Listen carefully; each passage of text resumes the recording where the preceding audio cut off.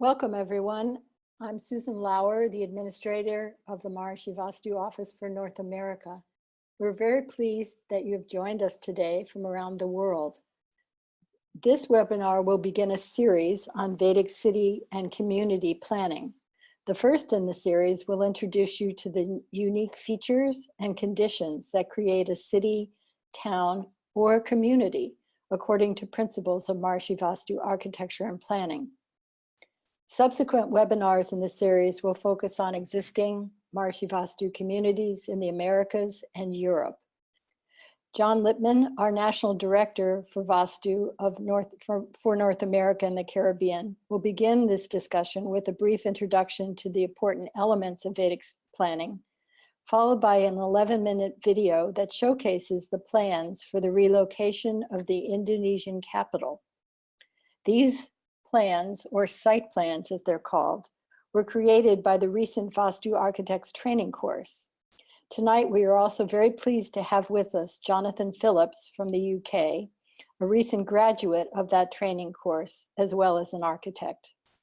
He will share with us his experience of the training and answer questions about the exercise that they did. We are going to zoom out, as Susan said, from understanding what the effects of individual houses and other buildings are that are designed according to the natural law-based system of Maharishi Vastu, to what the impacts are when entire communities are built on this scale.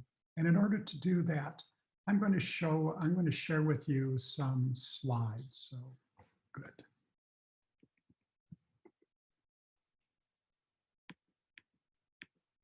So we're going to take a glimpse into Maharishi Vastu city planning. And what we know is that Maharishi Vastu homes and communities actually align our individual intelligence with the organizing intelligence of nature. This is an astonishing thing, but we have unpacked what it means in a specific way in earlier webinars and what the implications are for us. And we've understood that the way that our own intelligence is aligned with the organizing intelligence of all of nature is not through some kind of mystical way, but through a very concrete way by making use of the primal architecture of planet Earth and ensuring that the buildings that we design are aligned with it and do not create any localized interference patterns. So what is the primal architecture of planet Earth? A very, very quick review because we've covered this before. But we know that the Earth is a sphere and it rotates on its axis. The axis runs through the north and south poles. And the surface of the Earth runs to the east. And that's why the sun rises in the east. In fact, all of the cosmic bodies in the universe pass overhead from east to west. And the sun is responsible for everything on the surface of planet Earth. We can say without question that the sun is therefore the most important aspect of natural law, the greatest influence of natural law upon the Earth. And it reaches across the Earth from the east. And so we can say that natural law extends to us from the east. And the Vedic literature says that when you face natural law, you are aligning yourself with nature and gaining the support of nature. And we understand, therefore, that that comes when we face east. And in a way that we have unpacked in earlier webinars, we know that we are able to extend that to the buildings that we inhabit. We spend perhaps 90 or 99% of our lives inside of buildings, that they are intermediaries between us and nature, between us and the sun. And while it might not be immediately obvious to everyone that this should be true, it is true that if a building is faced in different directions, it has different kinds of influences, and the most nourishing influences occur if the buildings that we occupy face east. And it's a little more than that, because if we were to trace the influences of the sun across the surface of the Earth, we would be tracing a series of parallel lines that run from east to west that would look just like the lines of latitude. that we see on a globe. And the other primal architectural reality of planet Earth is that we have a north and south pole about which the Earth rotates. And if we connect those two poles, then what we're drawing is parallel lines that run north-south across the face of the Earth. And where these, like the lines of longitude, and where these lines intersect, what we see are squares aligned with the cardinal directions. Squares are rectangles. And this is how it is that we can understand that for a building to be transparent, for it not to inhibit the flow of our consciousness, a building should be aligned with this grid. It should, in other words, its walls should run north, south, east, west. And in order to most capture, amplify, and bring to us that nourishing influence of the rising sun, it also should face east. There are other options, but that is the best. And so how do these primal applications of the architecture of the Earth, as we understand them when used in the design of buildings, extend to the design of entire communities? That's what we're going to talk about today. What we have heard, and we've seen not just proclamations, but reviews of medical research and surveys, which have given us a great deal of confidence that when you get these things right on the scale of an individual house or other building, that the effect is to create real influences upon the occupants of promoting good health and happiness, family harmony, success, and growth to enlightenment. An astonishing thing, and absolutely the fulfillment of the aspirations of every architect. And now, what happens if we can apply these principles upon the scale of a community? Well, let's first refer to a parallel that we see throughout the world of physics. In one case, it is called the Meissner Effect. And this is an example of invincibility found in nature, which extends to what can be the influence of a natural law-based community upon its occupants. How does invincibility work in nature? In the example of the Meissner Effect, in the diagram in the middle of the screen, you see a blue rectangle running up, down with N and S on it. This is a magnet. It has a north pole and a south pole. And the kind of orange lines extending from it represent the magnetic radiation waves that extend between the north and south poles. And on the left, you see a blue oval, which is a piece of iron. And iron contains many iron electrons, and they have any particular orientation. And we know that when a magnetic field passes through a piece of iron, that it penetrates it. And what scientists discovered some decades ago is that if you were to make that same piece of iron coherent by supercooling it so that the result is that the electrons line up with each other, then what we find is that they becoming coherent with each other, the entire structure, the entire piece of iron becomes invincible, and it repels the incoherent outside influences of the magnetic field. And so in the diagram, we see that the orange lines do not enter the coherent piece of iron. And this is why we can say that, as we see below right, in a superconductor, coherent collective functioning of the electrons spontaneously excludes an external magnetic field and maintains its impenetrable status. Now, what can we learn from this that we can apply to the design of communities? Well, it turns out that if a community is composed entirely of aligned, individually coherent buildings, that is, designed according to the ancient principles of Vastu, as Maharishi has revived them, then we can compare that community to a traditional existing community. So on the left, we see a conventional city with a snapshot of the city of Paris. And on the right, we see an ideal Maharishi Vastu city. And we notice that in an ordinary city, roads run in various directions, which leads to chaotic orientation of houses, which in turn leads to chaos, problems, and violations of natural law in individual life and in society. However, in the Vastu of an ideal city, because all roads run north-south and east-west around a central square, this automatically creates order, coherence, and the support of natural law for the citizens of the city. Now, what is it that we have to do to design a city in order to have these amazing, remarkable results, which are the aspiration of any city planner? First of all, we lay the city out with the streets on a grid, and that grid is aligned with the cardinal directions. It runs north, south, east, west. Then we populate it with east and alternatively north-facing Maharishi Vastu buildings. And the community is organized ideally around a central square, and attached to the square there can be a community building. And finally, we ensure that the scale of the city is such that it remains a walkable city, that the key elements to life are only a short walk away from everyone, and we are not reliant upon automobiles in order to have the elements of daily life that we require.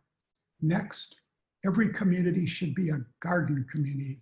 That means that the beauty of nature, of flowers, should be visible to anyone, and there should also be local food production, vegetables, nut trees, etc., so that everyone is and organic, of course, so that everyone is able to eat fresh, local, highly nutritious, healthful food.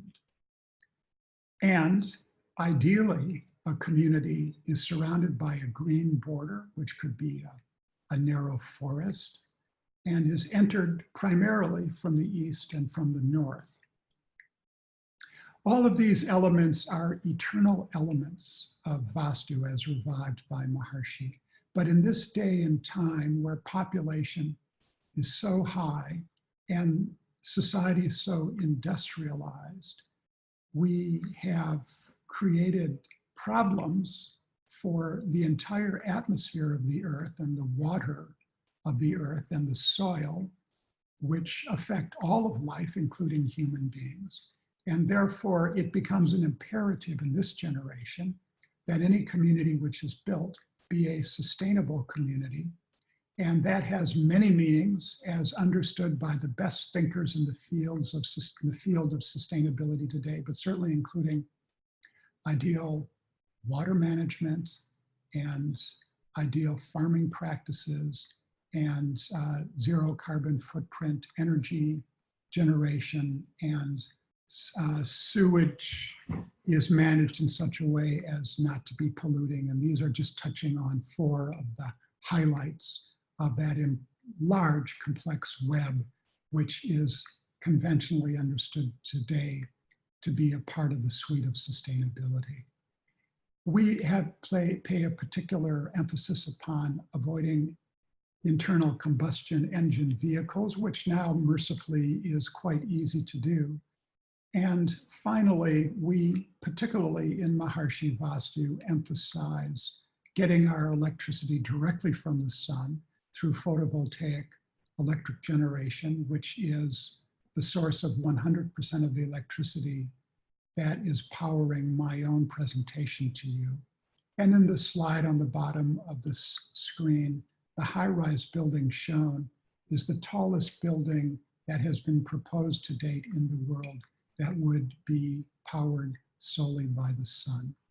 And so this gives you a glimpse of what are the elements of Vastu when it is expanded to the level of cities, and what is the result?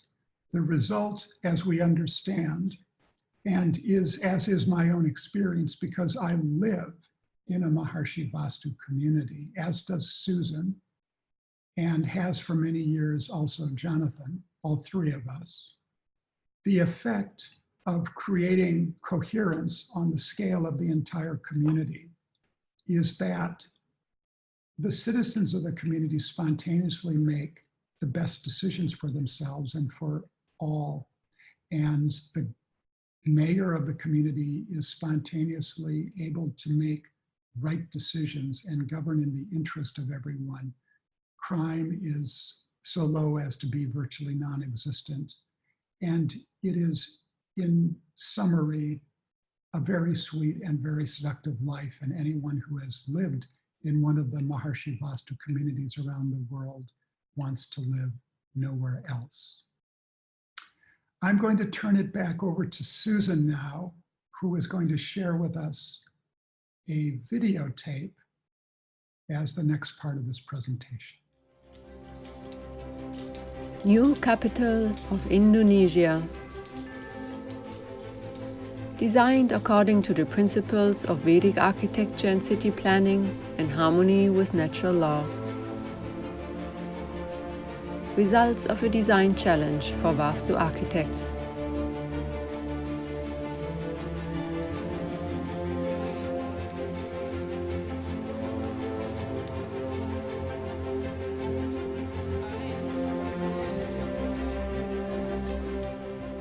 The government of Indonesia has announced plans to shift their present capital from Jakarta, which is an unstable place and in danger of flooding and earthquakes and totally overcrowded and congested, to move their new capital to the center of the country, which is as it should be. According to Vastu Vidya, the capital of the country should be in the center of the country. This is Indonesia. It has many islands. Our Surveyor General has calculated the Brama Ston. In the middle of all these islands, it falls into the water. But quite close to it, they have located an area on this island of Borneo. So we are looking at this place and studying it from the satellite imagery. And they said it should be an area of about 40,000 hectares for a few million people. The area is called East Kalimantan. This is the province where the city could be planned. So that'll be a place for the new capital of Indonesia. And in step one, we always take recourse to the structure of the Earth itself, its North Pole, South Pole, and the equator, and the lines that connect the North and South Pole and are parallel to the equator, and align all our buildings accordingly. And as you know, all houses are supposed to be facing east, and that means all the roads are supposed to be aligned to the cardinal directions. So this would be step one, to follow the coordinates and find this position and align it. Then Javier, so he was thinking of the nation, what makes a nation distinct? And he found that they have a national emblem and a whole history about that, which is called Garuda. And this is the symbol and the emblem of Indonesia. So then he thought, why not take that and try to make this into a city?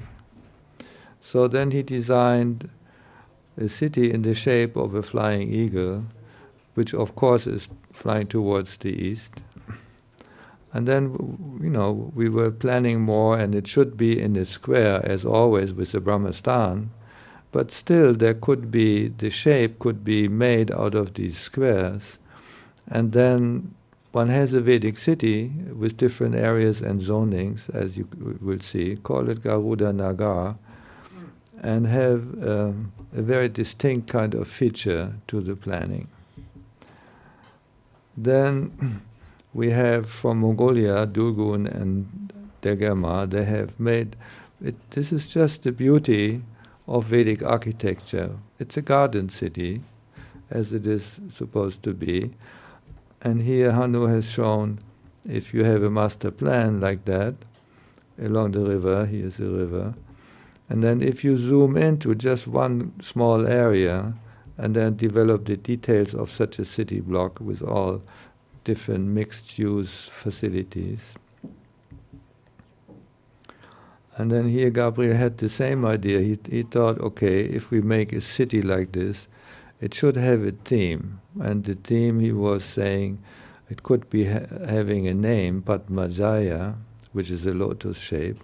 So he landscaped the lotus into the environment, has this beautiful city like this, and put in the center of that Maharishi's idea of the tallest building of our world, which could be then the seat of the government. Then this is a very expert plan by Jonathan Frank and Dr. Anna Bonček, and they went really into details also of transportation and monorail and all kinds of features.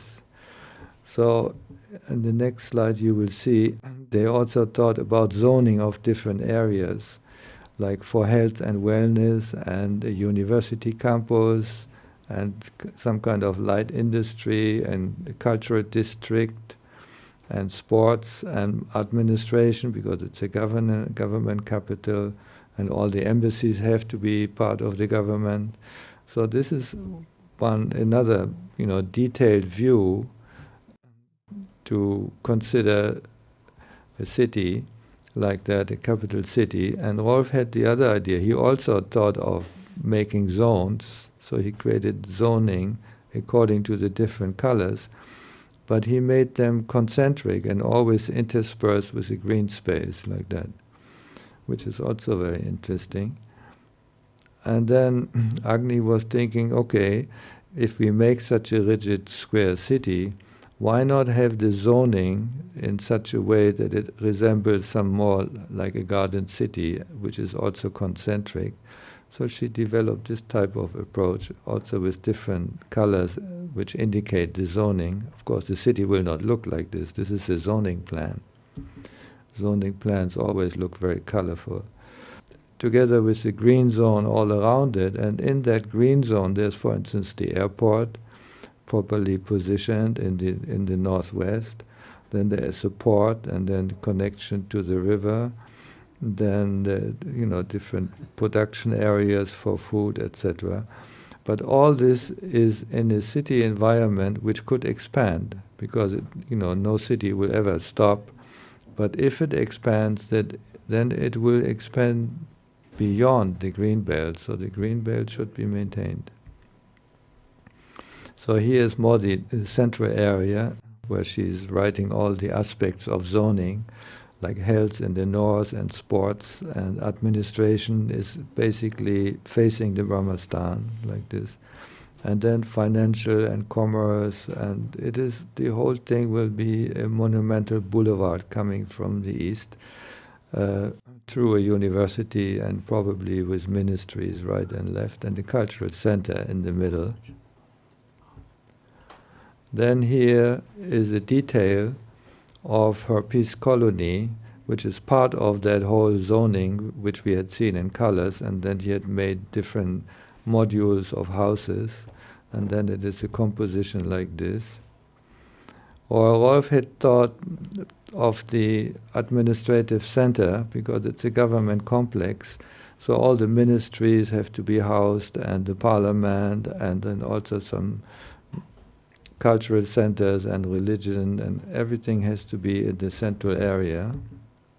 So Jonathan also developed such a multi-purpose residential unit with community buildings and commercial and cultural amenities. In terms of clusters, Anna and Alok and Agni and Mirta, they all have developed their own modules. And finally, Ognen had centered it. And he thought, first we have to do proper site analysis. So he looked at the land and he found there's a river, and the river is kind of turning 180 degrees clockwise, flowing in the clockwise direction. Fixed these this center of the city, about here.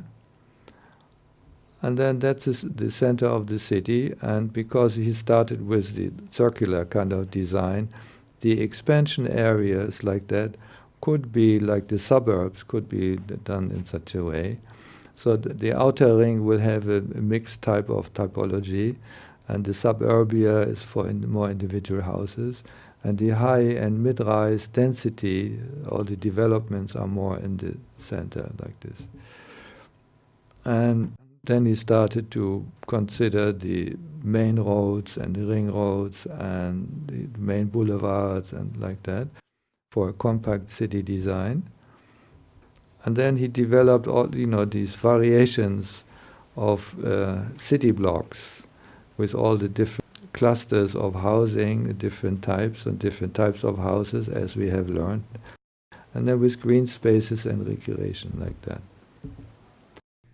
To summarize, the new capital of Indonesia is proposed as a sustainable garden city equipped with the most modern infrastructure, communication, transportation, and energy systems, designed in harmony with nature and natural law as a model city of the future for many generations to come.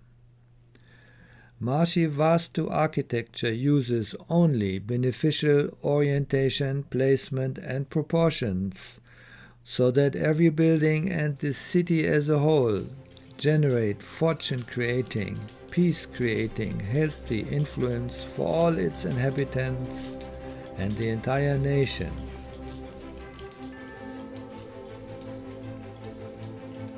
And thank you very much for your attention and understanding.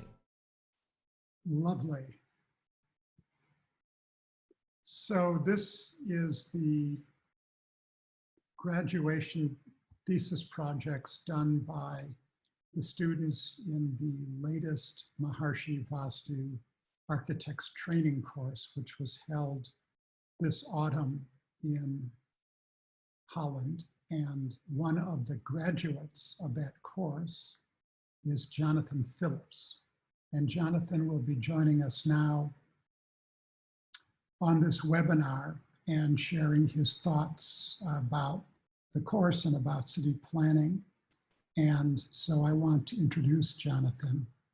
Jonathan and I have known each other for a long time. He is an architect trained in Great Britain, and he spent many years as a very young architect in the capital of our worldwide organization in Meru, the Netherlands, and he's in Great Britain right now.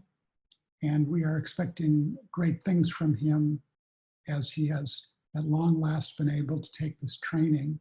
And so I want to welcome you, Jonathan, to this webinar. Thank you, John.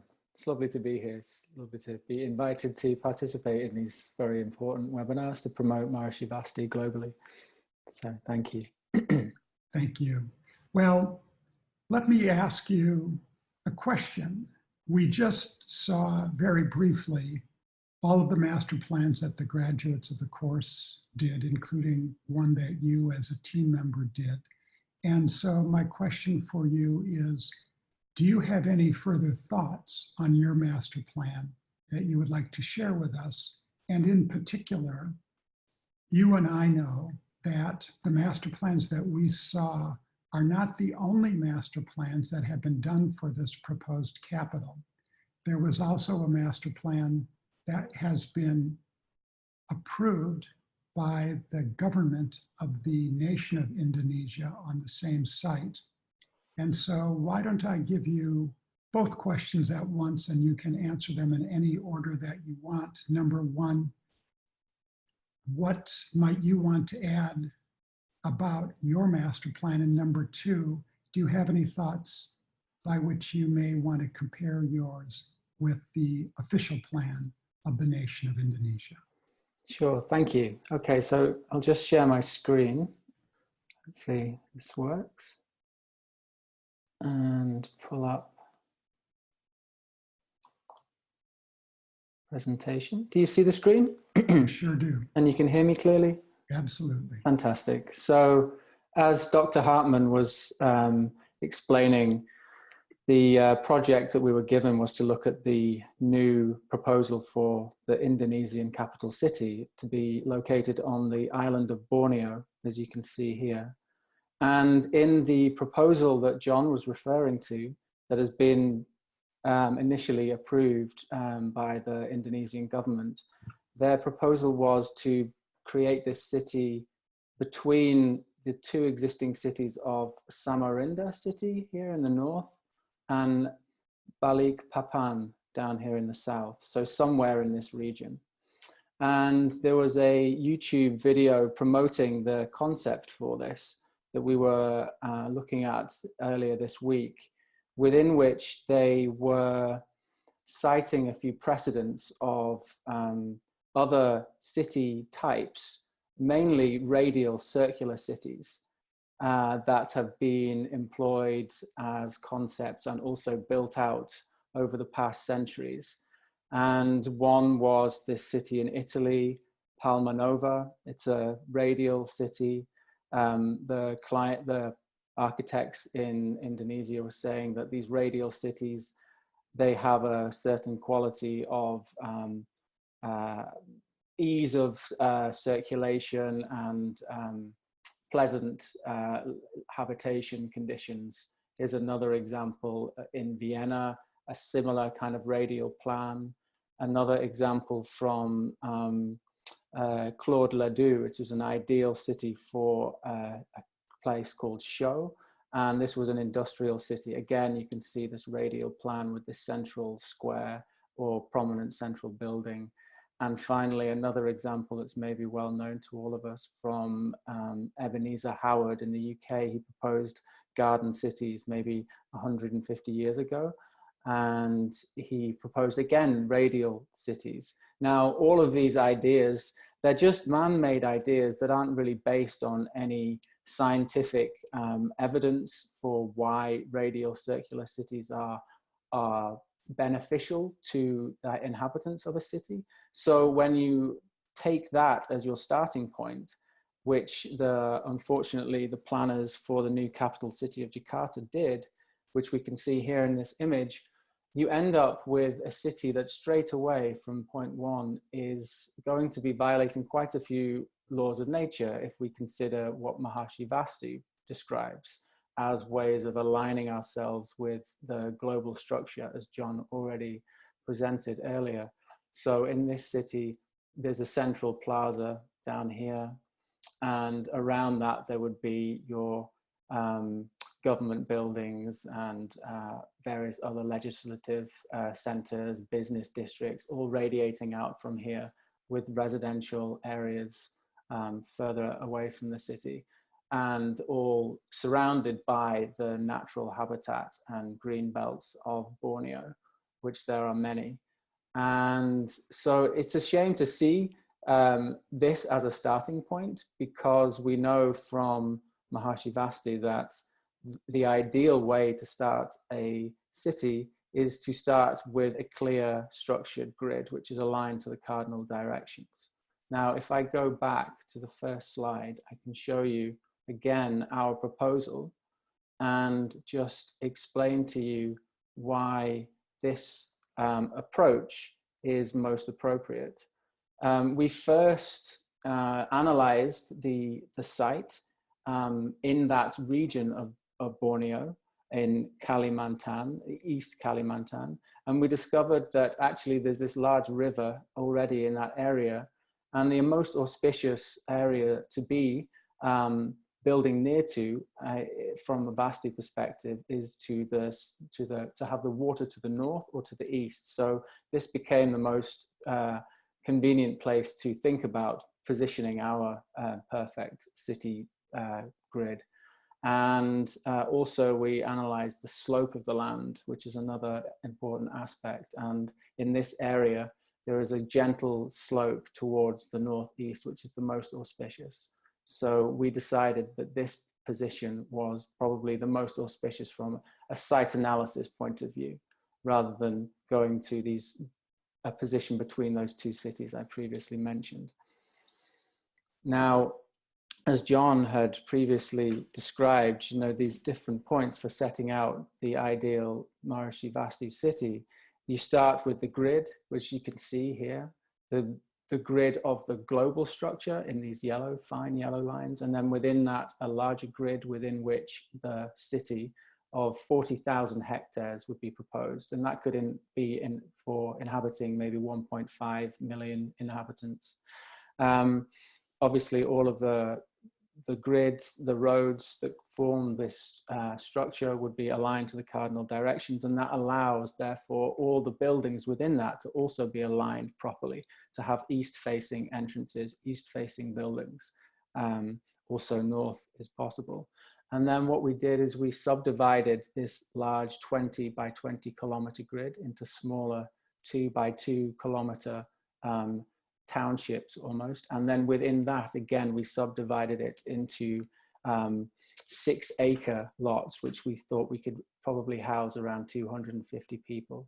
So if you add all of that up, all of those grids that you see in here, it came to around 1.6 million inhabitants. So the whole city was structured around a central core where all of the zoning that you can see in these different colors that Aiki already described, and there'd be a central Brama square with a large building and the government and administrative facilities. And everything around the city, this deeper green line would be a green belt, a green buffered forest zone. And then beyond that, potentially agricultural zones where all the organic food could be grown for the inhabitants of the city. And then finally, the main entrances into the city would be from the east, where there would be a new port situated. This river takes you out into the ocean. And then also an airport up in the north and a main artery running down into the center. And we also actually looked at the transport links, and where you see a little red dot, that would be a transport interchange, which is positioned 1.1 kilometers distance from each other. So that's kind of within walking distance for everybody. And that's also about the average distance between tube stations in London. So we did quite a bit of analysis and came up with this proposal, which we thought at the time was something that may be more beneficial for the future of Jakarta. So. Terrific, Jonathan, and brilliant and lovely to see. And I am looking at questions that attendees have chatted in, and one of them from my dear friend Pam Pierce is, I will read, and if you, Jonathan, feel that you can answer it, please do. If not, I'll be glad to. And the question is, does the changing location of the magnetic pole have a significant effect? It's true north that we should be concerned with, not the magnetic north. It's the Yes, Jonathan, I agree with you. The magnetic North Pole, which is the location of a large subterranean deposit of ferrous earth towards which all magnets point, is quite close to the true North Pole. The true North Pole is the point, as we saw in my second diagram, up, which is the point on the surface of one of the 2 points on the surface of the Earth about which the axis of the Earth rotates. And the magnetic North Pole is quite close to the actual North Pole, but it's not in the same place. And so what we are concerned with when we talk about the global structure, the phrase that Jonathan used just 5 minutes ago, is the architecture of planet Earth, which has to do with it being a sphere rotating on an axis, which sets up a series of conditions. The location of this large body of ferrous metal on planet Earth is not a primary consideration in cosmic city planning. Susan, I asked Jonathan a couple of questions, but why don't we turn it back over to you now to see if you have other questions. And eventually, if we do not, I have another one for Jonathan. Thank you, John. There's actually another question that came in with relation to this aspect of the magnetic north-south pole. It says, we keep hearing on the news that scientists are saying the North Pole is shifting. Does this have any effect on the global grid and the Vastu homes that are already built? What is shifting is the magnetic North Pole, and it drifts quite slowly, but it's in slightly different location every year and certainly every century. But the axis about which the Earth rotates, that North Pole and South Pole, which are essential to the global structure of planet Earth and about which we are focused in Maharishi Vastu, its deviation is microscopic, not really remotely observable, even over a period of centuries at human scale. Thank you, John. And I think that also answers the next question that came in about did the tilt of the Earth always, is it always the same? I think you've answered that question. I'm going to go on to another couple of questions. I think this one would be good for Jonathan, actually. Are there contacts with the Indonesian government for presentation of the Vastu plans? As far as I know, there was some discussion with a Vastu consultant that we have that has connections to Indonesia. Whether or not we have taken action yet to present that to the Indonesian government officials that we have a connection to, I don't know. But it was certainly something that was discussed. And if there are future, let's say, design competitions, it's something that could be considered amongst our graduating group. Another question that's actually quite a bit more pointed: what is the desired height limitation for buildings in a Vastu city planning? As far as I'm aware, it's we should not be building much more than 12 stories. That's right. And I think in the world's tallest building, the way they got around that was by building stories of blocks of 12, and then there was a intermediate garden space, which was almost an open courtyard.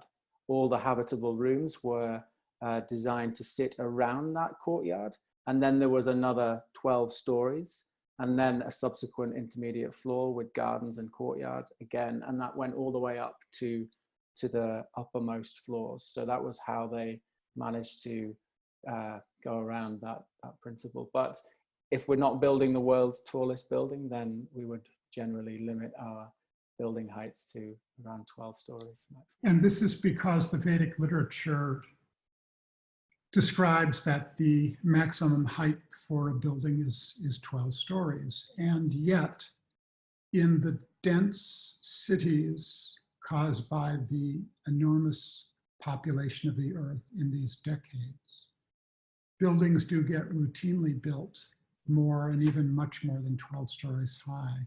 And so after a lot of thought about whether there are any options to go higher than 12 stories under the imperative of building in urban centers today, there was this idea that if we can reestablish grade every 12 stories in a building by having a platform which is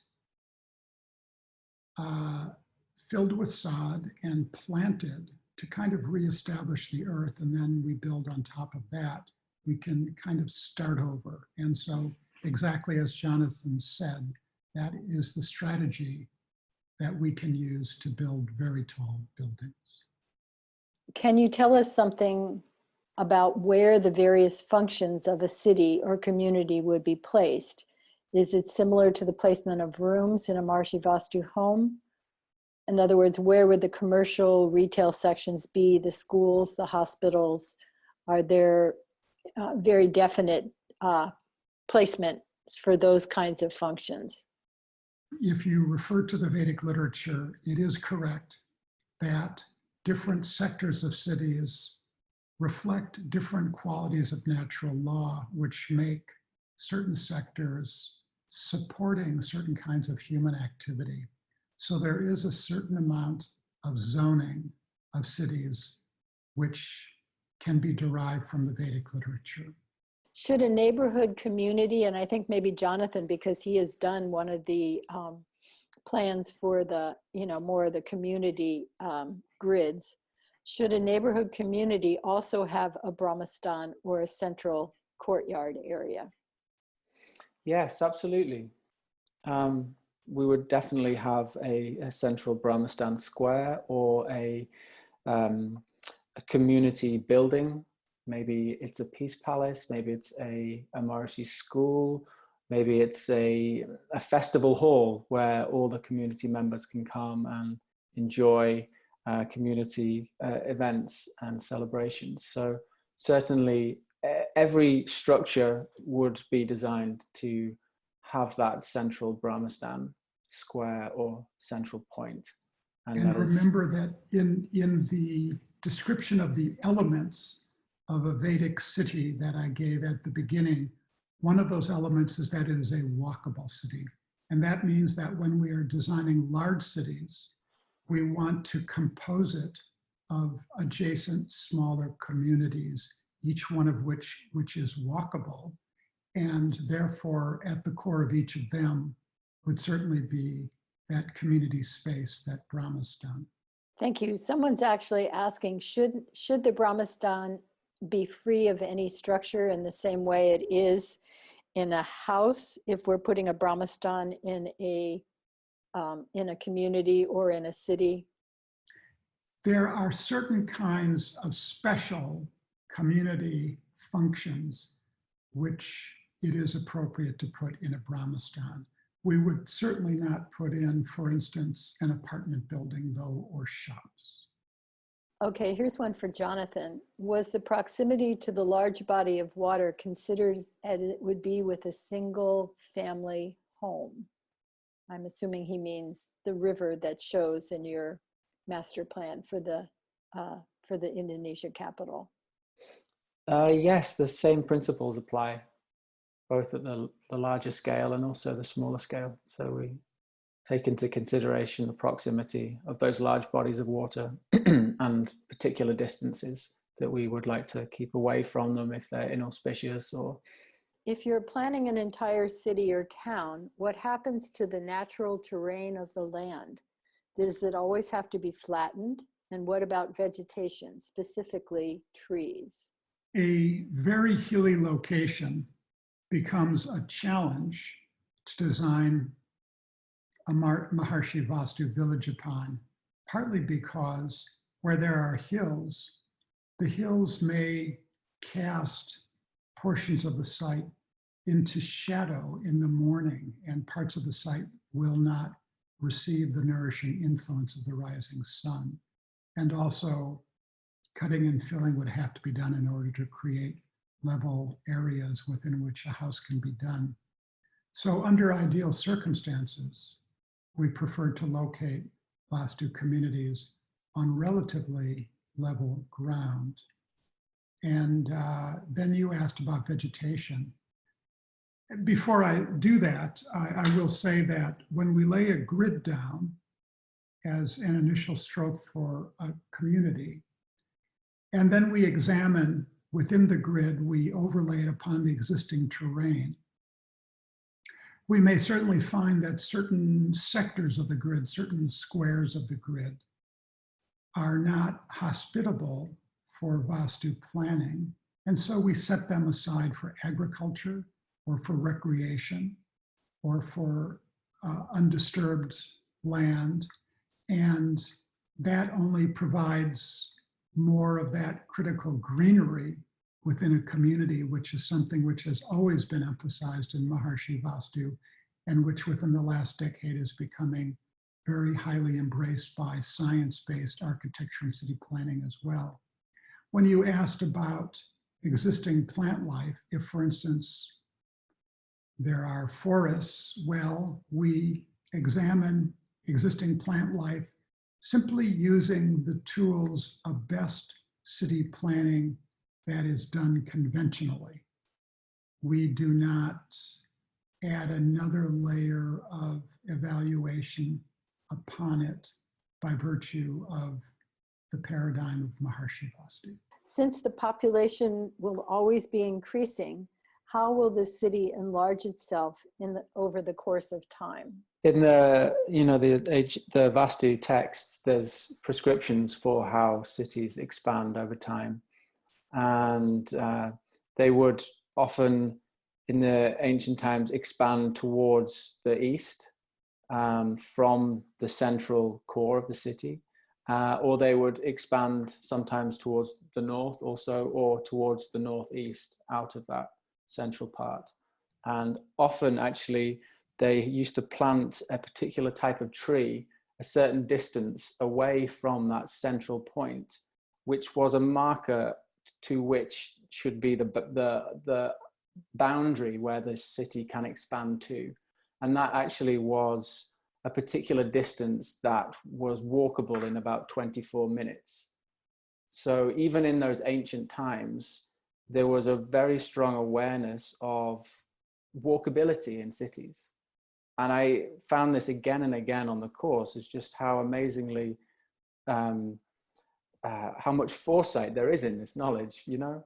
It seems like now we're just realizing that we need to walk within our cities to local amenities, etc. And the importance of that is becoming so clear. So in those ancient texts, yes, there was certainly prescriptions of how cities expand over time, and walkability was part of that. So. We wanted you to enjoy some responses to questions given by the two panelists who joined Jon on our Tuesday webinar. Because of time zone differences, they were unable to participate in this second live event. Both of them are also recent graduates of the Vastu Architect training course. Dr. Anna Bonchek, Director of the Maharishi Vedic Research Institute and former faculty member at Maharishi International University, joined us from her beautiful Maharishi Vastu home in Australia. She answered first a question regarding the placement of functions within the city.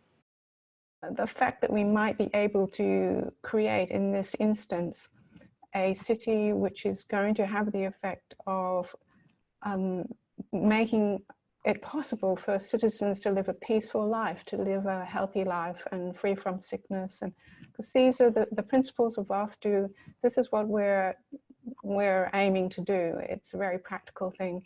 We don't want to create kind of silos of one specific type of activity as happens in modern cities. So the activities are integrated into the city, but there are principles in Maharishi Vastu for types of activity and where's the ideal place for them. So you could have an educational precinct, for example, that may be to the north, to the east, and then some other different areas for other types of activities. And this is taking into account that different qualities of the intelligence of nature and what is going to be supported in the city.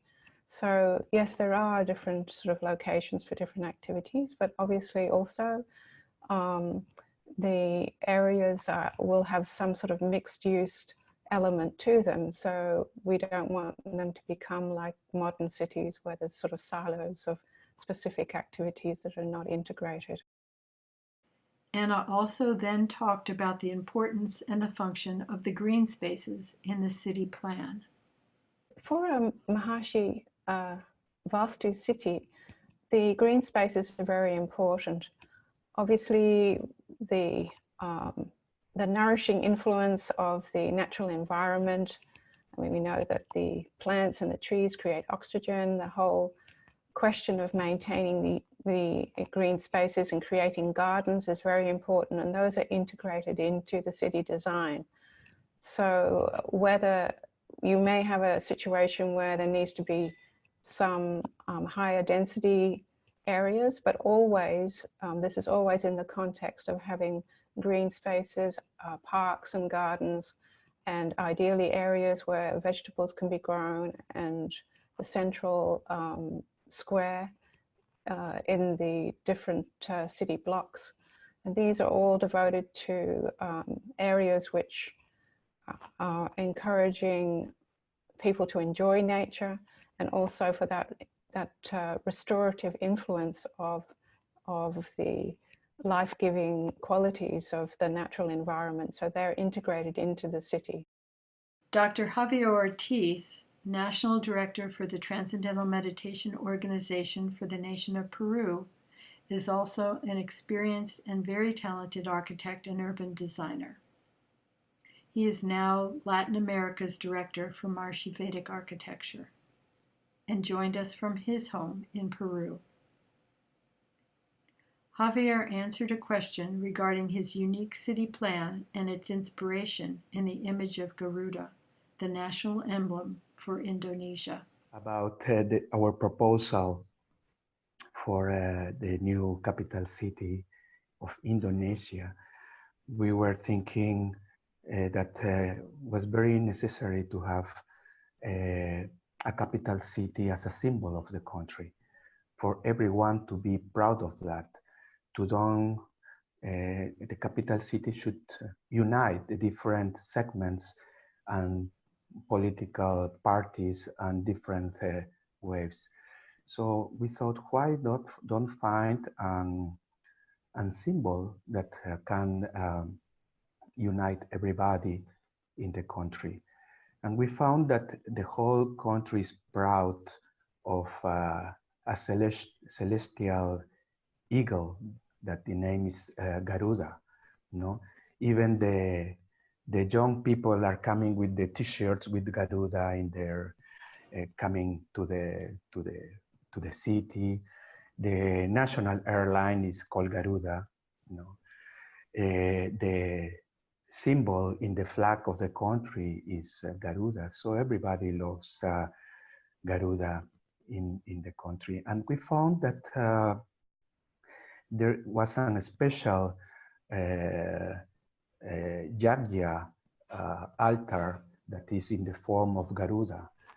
So we thought, why don't we use this shape, using also all the principles of Sthapatya Veda, and make a city that is not just also a full Sthapatya Veda city, but also a symbol in which everybody can be proud of that. Then we started to make many drawings, and finally we found a shape that is almost perfectly going with the altar shape of Garuda, and also having this perfect east, west, north, south directions to organize the whole city in this way. So that was more or less the basis in which we depart to create this design. So everyone, thank you all again and have a wonderful evening.